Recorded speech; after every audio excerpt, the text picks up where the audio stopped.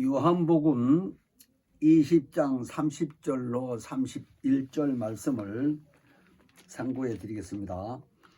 예수께서 제자들 앞에서 이 책에 기록되지 아니한 다른 표적도 많이 행하셨으나 오직 이것을 기록함은 너희로 예수께서 하나님의 아들 그리스도이심을 믿게 하려 함이요 또 너희로 믿고 그 이름을 힘입어 생명을 얻게 하려 함이니라 라고 말씀을 기록하셨습니다. 거룩하신 하나님 아버지, 생명이신 하나님 뜻을 잘 깨닫게 하시고 우리에게 생명을 공급해 주신 거룩하신 하나님의 뜻을 기록된 말씀을 통해서 잘 깨닫고 증거할 수 있도록 하시니 참으로 감사합니다. 오늘 특별히 하나님 아버지 요한복음 20장 30절로 31절 말씀을 통해서 오직 성경의 권위를 인정할 수 있는 삶을 살 수 있도록 하나님께서 역사하시고 주관해 주시니 참으로 감사합나이다. 아버지, 마치는 그 시간까지 하나님 영감이 충만하게 하시고 지속되게 역사하여 주시사 듣는 자나 전하는 자가 함께 같은 영감으로 충만한 시간이 되게 역사하여 주시기를 간절히 빌며 예수 이름으로 기도합나이다. 아멘. 하나님의 말씀에 우리는 권위를 둬야 합니다. 그래서 오늘 주제가 성경의 권위라는 이 주제로서 요한복음 20장 30절로 31절 말씀을 상고했습니다. 우리가 신앙생활을 해도 하나님을 본 사람은 아무도 없을 뿐만 아니라 하나님은 인간의 눈으로 볼래야 볼 수 없는 분이십니다. 그렇다고 해서 하나님이 계시지 아니한다고 함부로 얘기하면 정말 그야말로 어불성설이라고 합니다. 자기 뜻대로 자기 생각대로 마구 얘기한다는 의미이죠.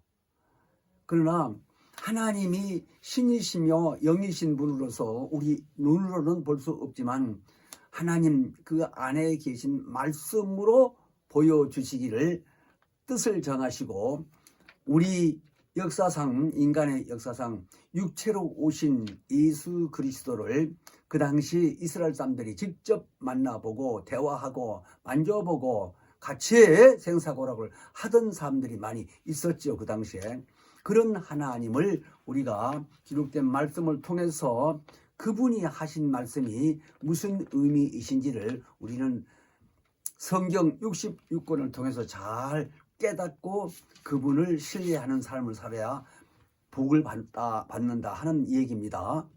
우리는 신앙생활하면서 복이라고 하게 되면 물질적인 이 소유를 복이라고만 하겠지만 믿는 자들 입장에서는 하나님의 신령한 복을 곧 행복한 그 복을 받는 것을 말씀하시는 겁니다.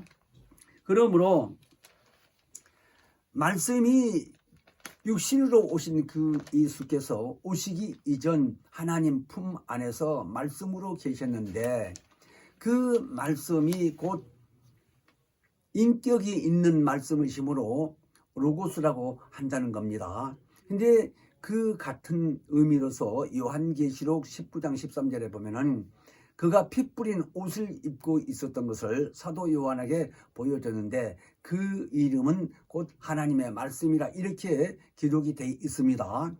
그러니까 요한계시록에 있는 말씀이 인격이라고 한다는 그 의미를 로고스라고 한다는데 요한복음 1장 1절에도 같은 내용으로서 태초에 말씀이 계시니라 이 말씀이 하나님과 함께 계셨으니 라고 기록이 되어 있는데 그래서 그 말씀을 가리켜 곧 하나님이시라 이렇게 말씀하셨어요. 근데 그 말씀이 성령의 역사로서 처녀 마리아에게 잉태되게 하시고 그 마리아 처녀가 아이를 배고 마침내 아이를 낳은 그 아이가 예수 그리스도라 이 얘기입니다. 그게 낳기 전에 천사를 통해서 이름까지 알려주고 또 잉태하기 전에도 천사를 통해서 마리아에게 알려줄 때도 마리아도 천사 입에서 나온 말이 하나님의 일이라고 전해주자 하나님의 일을 이란 말을 들은 그 마리아 마음에는 두말할 것도 없이 자기 생각을 앞서는 것도 아니고 사람의 생각으로 얘기한 것도 아니고 주의 뜻이라면 라고 생각을 하며 얘기를 하실 때 천사가 그 말을 듣고 떠나자 성령 역사에서 마리아에게 잉태됐다고 성경은 잘 기록이 되어 있습니다. 그러므로 그 예수가 나시기 전에 구약 성경이 39권이나 있는데 그 구약 성경을 읽은 사람들이 한결같이 다 왕이 온다, 왕이 우리나라에 이스라엘 나라에 왕이 온다라고 성경을 읽은 사람들은 그 당시에 많은 핍박을 받고 위험이 와도 왕이 온다고 이구동성으로 얘기하다 보니까 그 나라 왕이 듣기를 자기가 왕인데 왕이 또 온다고 하는 말을 백성들이 하는 말을 듣고 그렇게 말을 하는 사람들을 불러다가 하나씩 불러서 이렇게 쭉 물어본 중 분명히 왕이 온다고 얘기를 하더라 이거요. 그 말을 들은 왕이 생각할 때에 자기가 왕인데 세상에 어느 나라를 막론하고 왕은 한 국가에 한 사람밖에 없잖아요. 근데 그 왕이 생각할 때 얼마나 괘씸하고 불쾌하냐 이거요. 그래서 그 사람들을 핍박으로 끝나는 게 아니라 신하들을 통해서 죽이기를 시작하는데 어떤 사람은 맷돌에다 갈아서 죽이기도 하고 톱으로 이렇게 잘라서 죽이기도 하고 불에 던져 죽이기도 하고 또는 어떤 사람들은 사자굴에 던져서 뜯어먹혀 죽이기도 하고 이런 식으로 많은 사람들이 죽게 됐는데 그렇게 죽음을 당하게 되는 것을 그 민족 사람들이 듣고 알면서도 성경을 보고 그렇게 깨달아진 사람은 목숨을 뺏겨도 어떤 고통을 받는 한이 있다 할지라도 왕이 온다 분명히 이렇게 얘기한 거예요. 그러니까 그 사람들이 왕이 와서 자기들을 살려준다는 의미로 인해서 믿었지만 막상 예수가 와서는 요한복음 12장 이런 데를 보면 또 마태복음 마가복음도 보지만 명절 끝날 그 선지자들이 하는 얘기를 듣고 명절 끝날 메시아가 입성한다 곧 예루살렘 성에 들어가신다 라고 소문을 듣고 명절 끝날 수많은 사람들이 길가에 서가지고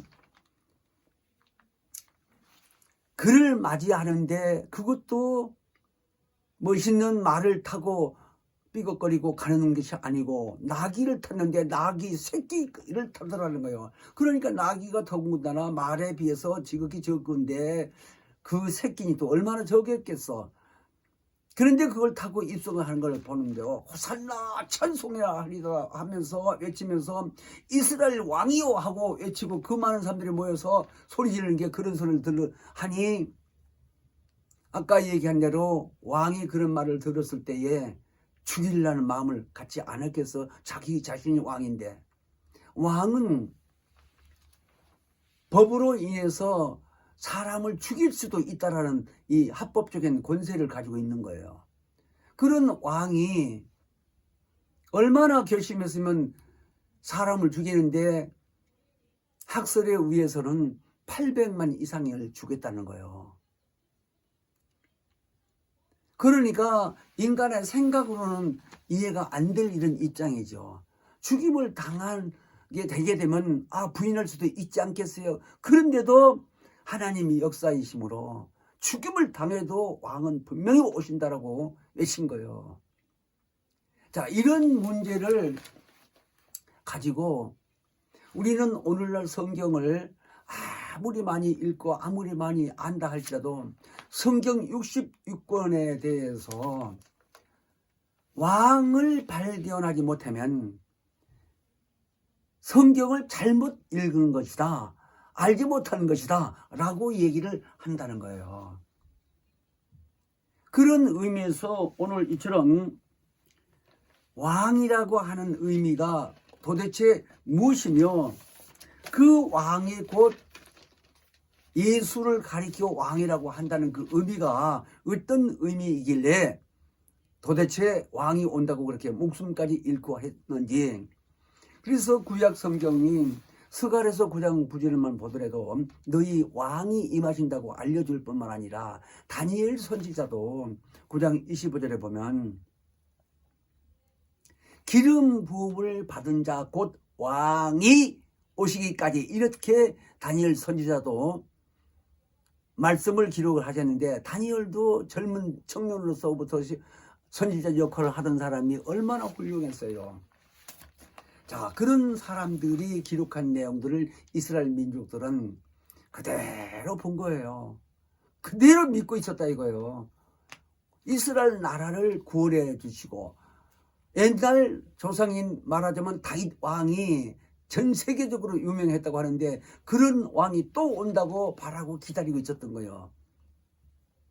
자, 그런 의미에서 오늘날 우리는 그 다니엘 선지자가 다니엘 9장 25절에 하신 말씀이 요한복음 1장 41절에 보면 같은 의미예요. 메시아는 번역한지 그리스도라고 그렇게 기록되어 있습니다. 그러니까 다니엘 선지자는 기름 부은 왕이 온다고 시인했다면 요한복음 1장 41절에는 메시아는 히브리 사람들 하는 말이고 그리스도는 헬라 시대에 부르는 말인데, 우리 지금 성경을 가지고 있는 성경에는 마태복음 20장 28절에 인자가 온 것은 섬김을 받으러 한 것이 아니라 도리어 많은 사람들을 섬기려 하고 대속물로 주러 왔다는 거예요. 그렇게 기록되는데 거기는 인자라고 그랬어요. 참 사람인 하나님의 아들로 사람으로 왔다는 의미요. 근데 아까 메시아나 그리스도나 같은 의미라고 그러는데 우리는 그리스도라고 하는 의미를 잘 알아야 돼요. 무슨 얘기냐면 그리스도는 다니엘 선지자가 말씀하신 것처럼 기름 부음을 받았다는 의미뿐만 아니라 왕으로 오셨다는 거예요. 그러니까 아담이 선악을 먹지 말라 하는 말씀을, 하나님 말씀을 듣고도 말씀의 명령을 지키지 아니하고 하와를 통해서 그 실과를 결국 따먹었다 이거예요. 먹음으로 인해서 아담의 영은 곧 하나님과 교통할 수 있는 기능이 상실돼 버렸고 그걸 죽었다고 그러는데, 그 이후로 오늘날 70억이 넘는 인구래도 아담의 후손이기 때문에 영이 있는 후손, 그러니까 그 영이 다 죽었다는 의미로서 지혜진하는 거예요. 근데 하나님은 아담이 선악을 먹기 이전에, 창세 전에 에베소서 보게 되면 그리스도 안에서 우리를 택했다고 그랬어요. 그 택했다는 의미가 아들로서 상속자로 이런 뜻을 가지시고 모든 만물을 지을 때 마지막 이 6일 되는 날에 인간을 지었다고 하셨는데, 창세기에 보면 이 그리스도라는 의미, 그러니까 아담이 선악을 따먹음으로 결국은 아들의 신분이커녕 죄를 져서 지옥에 갈 수밖에 없는 거예요. 그렇다면 사람을 짓기 이전에, 아니 이 우주를 짓기 이전에, 창세 전에 그리스도 안에서 우리 인간을 택해서 아들들로 택했다는 그 언약, 그 계획을 하나님이 아담이 잘못했다고 해서 취소해야 되겠느냐 이거요. 그렇게 본다면 우리 인간의 이성이 있는지라 그런 하나님을 믿겠어요? 그래서 성경이 볼 때 아브라함으로부터도 보면 우리가 알지만 네 후손이 대적의 문을 얻는다고 하시기 전에 아브라함을 그 부모인 친척들이 있는 집에서 끌어내서 하나님이 인도하신 대로 가라고 명하실 때 그대로 가게 된 그 순종한 아브라함을 통해 너는 복의 근원이 된다고 말씀하시더니 실제 그가 근원이 된 것처럼 뿐만 아니라 네 후손을 통해서 대적의 문을 얻는다고 말씀을 창세기 22장 17절에 말씀하셨는데 그대로 그 후손을 통해서 예수가 오신 거예요. 그러니까 하나님이 언약한 이 언약은 절대 변하지 않는다는 거예요. 그렇다면 아담이 선악을 먹었고 난 후에 예수가 와야 되는데 아담이 죽어서 영이 죽었다면 그 후손을 통해서 예수가 올 수 없는 길이 되므로 하나님은 계획을 어떻게 세웠을까? 내가 가서 말하자면 아들이 말씀으로 아버지 품에 있을 때 내가 가서 아담의 죄를 대신해서 피 흘려 죽어라 하고 명하신 것이 그리스도란 직분이라는 거예요. 그 말씀을 예수님이 이 땅에 와서 하실 때에 요한복음 10장 17절로 18절에 하나님 그 명령에 의해서 나는 죽을 권세도 있고 다시 살 권세도 있다고 자상하게 예수님이 시인하신 거예요. 그러니까 인간의 눈으로 봤을 때는 이스라엘 민족에 끌려가고 채찍에 맞고 십자가에 결국 죽으셨지만 하나님께서는 그렇게 죽임을 당할 수 있는 것이 무슨 뜻이냐?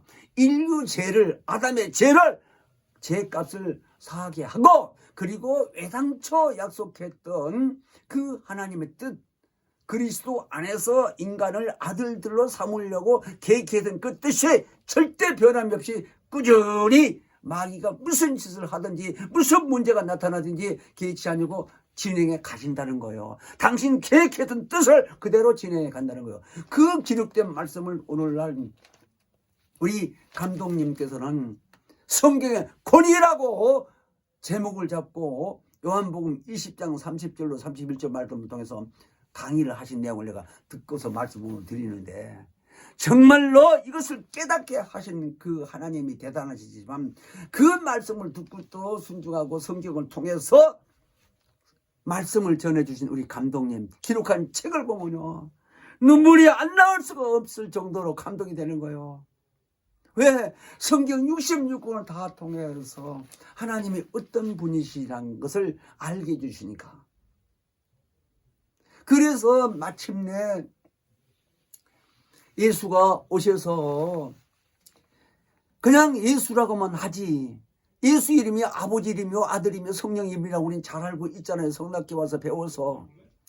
그 오늘날 성령 시대인데 성령 오신 것도 예수 이름으로 오셔서 우리 안에 들어와서 우리가 하나님을 아버지라고 거듭나게도 하시고 인쳐주시고 장래 이제 우리는 영이 새로운 사람으로 부활해서 신령한 몸으로 부활해서 예수 공중제림 하실 때 첫째 보라에 갈 뿐만 아니라 천년 왕국도 지나고 다시금 이제 하늘에 가게 될 때는 하나님 영광 앞에 가서 하나님 말씀하신 대로 영원한 그 영광 앞에서 우리는 하나님의 아들의 신분으로 하나님의 후사의 신분으로 예수와 똑같이 같은 형제로 히브리서 이런 데 보게 되면 우리는 그 아들하고 같은 형제라는 거예요. 하나님 아들이 예수 아니요 예수하고 같은 형제라는 거예요. 이 형제라고 하는 의미를 우리는 잘 이해를 해야 돼요. 그러나 이 땅에 사는 동안에 기록된 말씀을 통해서 하나님이 보내신 아들 예수 그리스도가 만왕의 왕으로 이 땅에 오신 사실을 깨닫자 하는 거예요. 오늘 말씀은.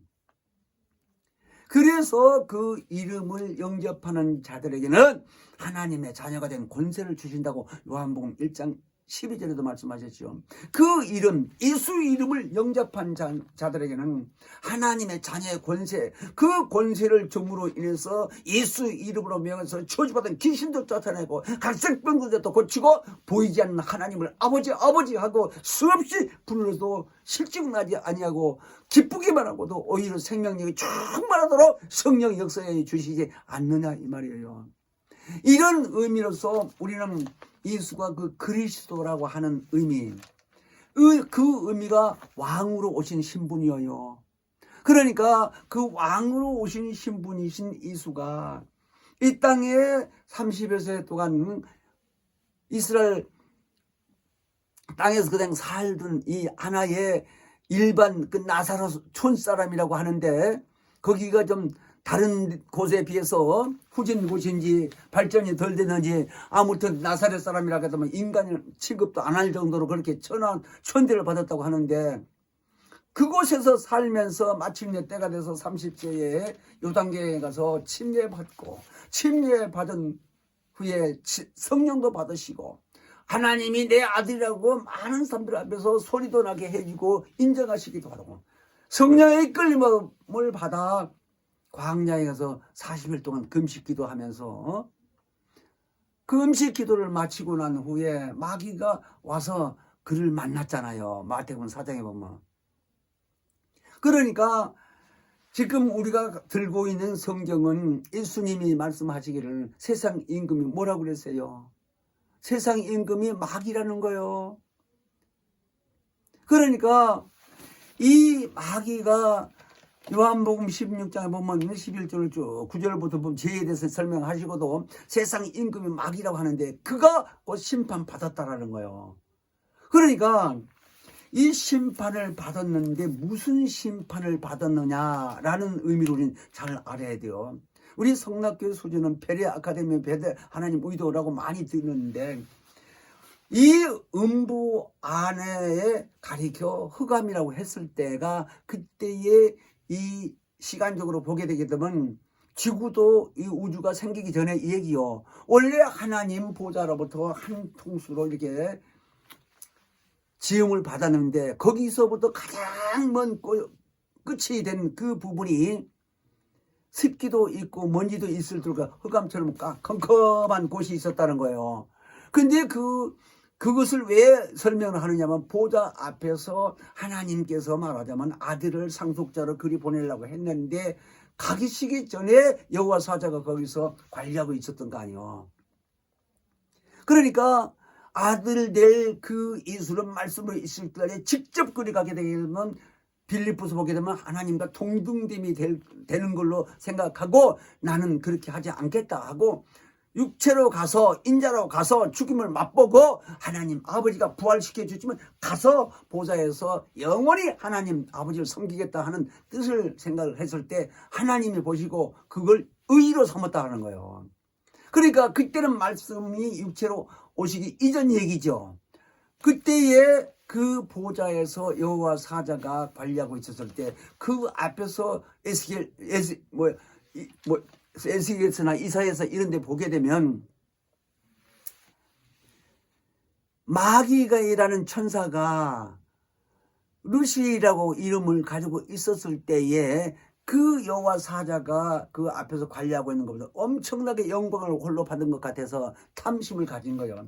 그때 행동을 취한 건 아니고 마음속에 이르기를 나도 거기서 영광을 한번 받겠다는 마음을 부정적인 생각을 마음을 가진 것을 하나님이 그 마음을 보신 거예요.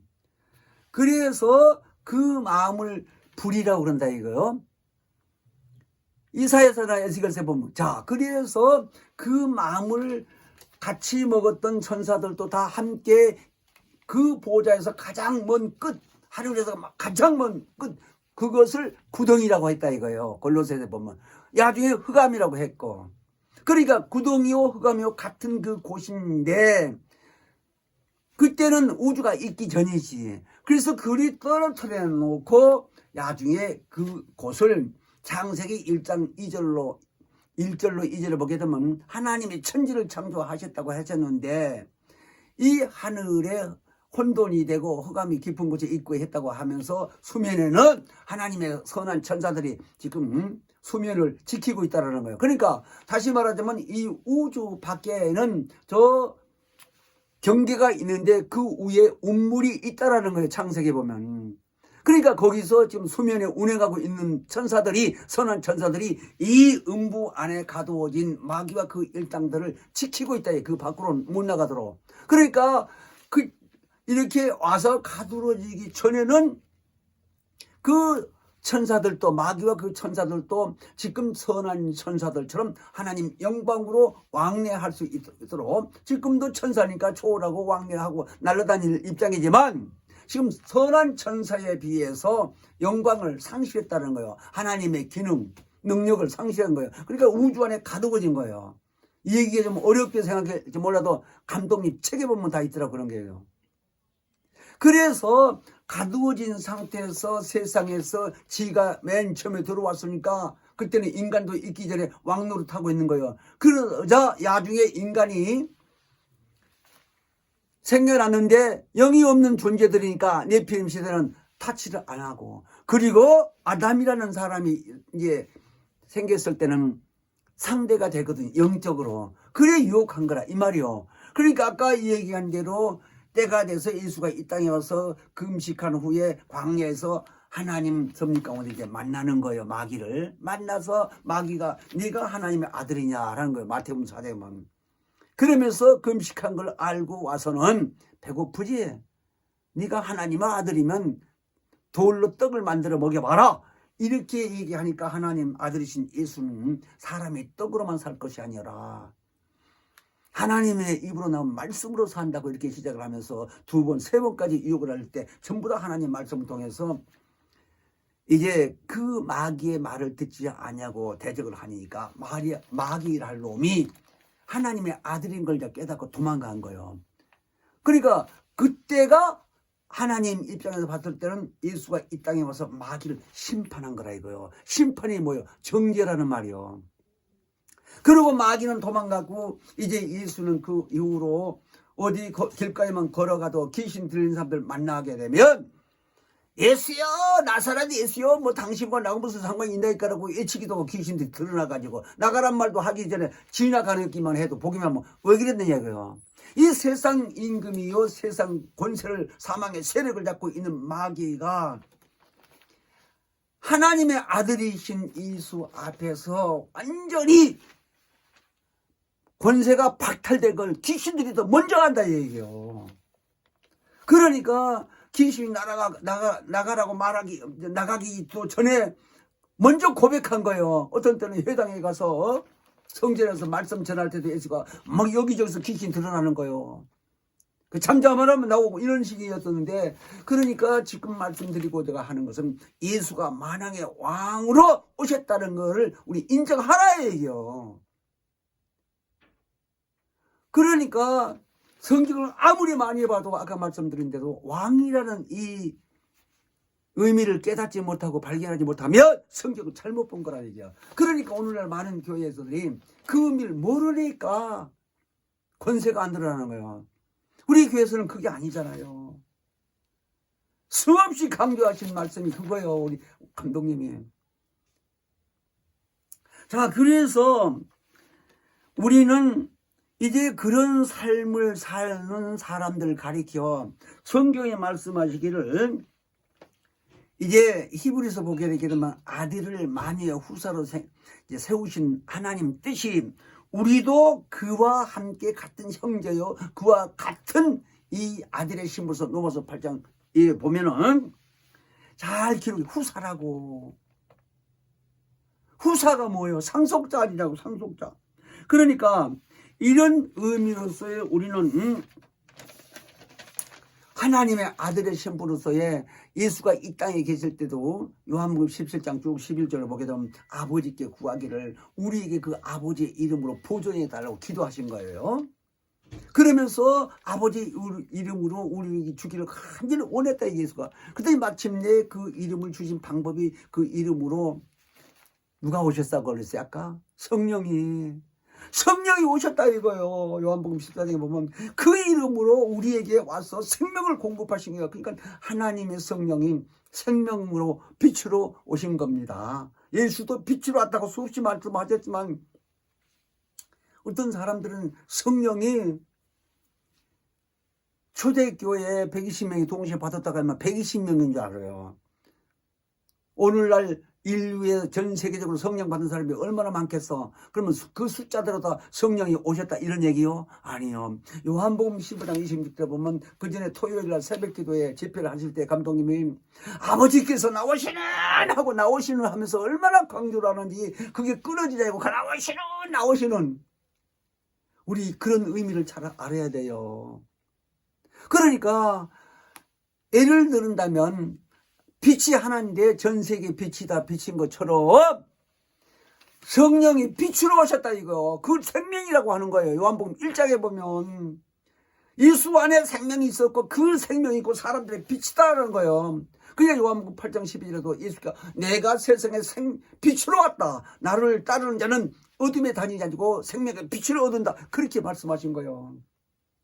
그러니까 우리가 성경 이 단어적으로만 생각할 게 아니라 이제 영감이 충만해서 성령이 넘쳐서 빛이 무슨 의미인지를 알아야 돼요. 그러니까 감독님 기록한 책을 보면요. 자꾸 감독님 책 하는데 영광에 대한 책을 보내고 깨닫고요.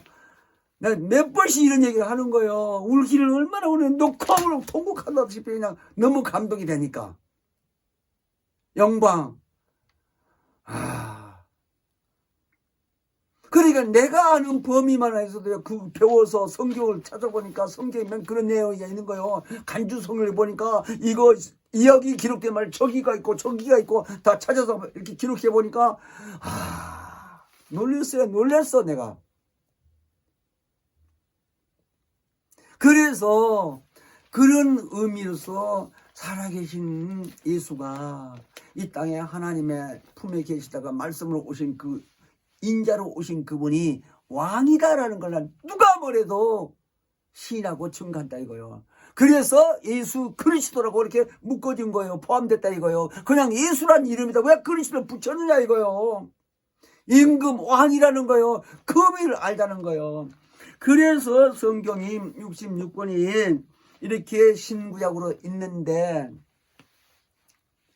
여러분들 구약 39권에는요 메시아가 온다 왕으로 온다 하는 말을 많이 기록되는데 신약에 와서는 그 오신 임금이 다시 재림하신 분이 인자라는 거예요. 그래서 그분이 이제 만왕의 왕으로 권세를 가지고 오실 터인데 이 세상 모든 인류가 그 앞에 심판받게 된다는 거예요. 마귀들은 말할 것도 없고 마귀들이라면 그 밑에 있는 모든 천사들 귀신까지 포함해서 그들은 우리 하늘에 가게 되면 이 땅에가 지옥인데 지옥에서 가둬질 수밖에 없지. 자, 그런 의미에서 우리는 예수가 만왕의 왕이라는 이 말을 정말 수없이 해야 돼요. 핍박받고 요거 뭐 바보 천치같이 취급할 망정 예수가 왕이라는 거예요. 그래서 우리는 이 아까 말씀드린 대로 성경이 기록된 대로 이스라엘 민족들이 호산나 찬송하리다 했을 때에 그들은 의미를 모르고 했다라는 거예요. 제자들을 또 몰라서. 근데 예수가 영광 받으신 후에 그때 이스라엘 민족들이 예루살렘에 입성하는 그 예수를 보고 호산나 찬송하리다고 맞아들이고 이렇게 영광 돌리는 그런 의미를 깨닫게 됐다라는 거예요. 그러므로 우리는 이 신학을 통해서 예수가 다시금 오신다고 하는 의미를 잘 깨닫지 못한다면 첫째 볼에 가겠느냐 이거요.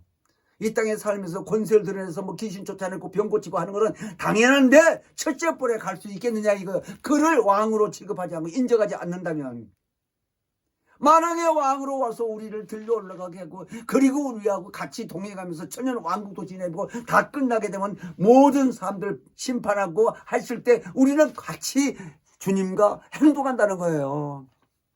그래서 이 땅에 살면서 왕이신 그분을 우리는 영접하는데 오늘 요한복음 20장 30절로 31절 말씀을 통해서 예수께서 하나님의 아들이심과 하나님께서 보내신 그리스도 있음을 말하는 거예요. 왕이라 얘기해요. 그러니까 그 이름을 힘입어 생명을 얻게 한다는 거예요. 그런데 그 그리스도라는 그 예수가 이 땅에 성령으로 보내신 그 성령의 역사로 우리는 왕이 확실히 왔다는 걸 인정될 뿐만 아니라 그 성령의 역사에서 권세가 막 드러나는 일을 한다 이거예요. 그 이름을 사용해서. 이런 의미로서 우리는 하나님의 아들이신 예수 그리스도가 이 땅에 만왕의 왕을 와서 하늘에서 불의가 들었던 그 마귀도 심판하시고 그 마귀로 하여금 인류 역사상 믿지 않게 믿음을 갖지 못하게 하는 그 원수의 짓을 심판할 뿐이라 그놈 따라가는 모든 인류의 영적 존재들이 다 마지막엔 지옥에 갈 수밖에 없다라는 거예요. 그러므로 우리는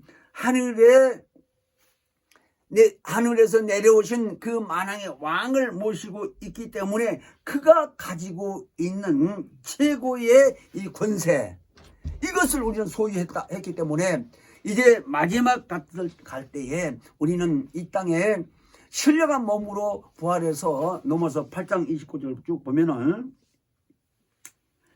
우리는 맏아들과 함께 같은 형제라는 거예요. 그러니까 예수가 하나님의 맏아들 입장이라면 우리는 영이 죽었었지만 예수의 피로 다시 구원받게 되고 성령의 역사로서 거듭나고 그런 입장으로서 부활하게 되면 예수와 같은 형제라는 거예요. 다시 말하자면 예수도 말씀으로 오기 전에 아버지 품에 있었고 아버지 품에서 있었던 그 생기가 우리 안에 왔고 그리고 그 피가 우리에게 제산받게 되고 그리고 다시 오신 성령으로 우리에게 왔으니 하나님이 보실 때 우리 영이나 예수 육체나 같은 취급으로 인정한다는 말이 형제라는 얘기예요. 이런 복으로 우리는 이 땅에 살면서 예수가 만왕의 왕으로 왔다는 그 권세를 드러내면서 이적 또 따를 뿐만 아니라 하나님께 영광 돌리는 삶을 살게 된다 하는 얘기입니다. 오늘 말씀이. 자, 기도하겠습니다. 생명의 근원이 되신 거룩하신 하나님 아버지, 피 흘림이 없이 사함이 없다고 말씀하신 대로 주님의 거룩하신 보혈의 공로를 힘입은 우리 모두가 다 육체의 기간 동안에 우리 주님 이 땅에 오실 때 만왕의 왕으로 오셨다는 사실을 기록된 말씀을 통해서 깨닫게 하시고 소유하게 하여 주시니 참으로 감사옵나이다. 그러므로 하나님의 자녀의 신부로서의 권세를 드러내며 아버지께만 영광 돌리는 삶을 살게 하여 주시니 참으로 감사옵나이다. 오직 우리 모두가 다 하나님 뜻대로 살게 도와주신 것을 감사하고 예수 이름으로 기도합나이다. 아멘. 하늘에 계신 우리 아버지여, 이름이 거룩히 여김을 받으시며 나라 임하옵시며 뜻이 하늘에서 이룬 것 같이 땅에서도 이루어지이다. 오늘날 우리에게 일용할 양식을 주옵시고 우리가 우리에게 죄 지은 자를 사하여 준 것 같이 우리의 죄를 사하여 주옵시고 우리를 시험에 들게 하지 마옵시고 다만에게서 구하옵소서. 나라와 권세와 영광이 아버지께 영원히 있사옵나이다. 아멘.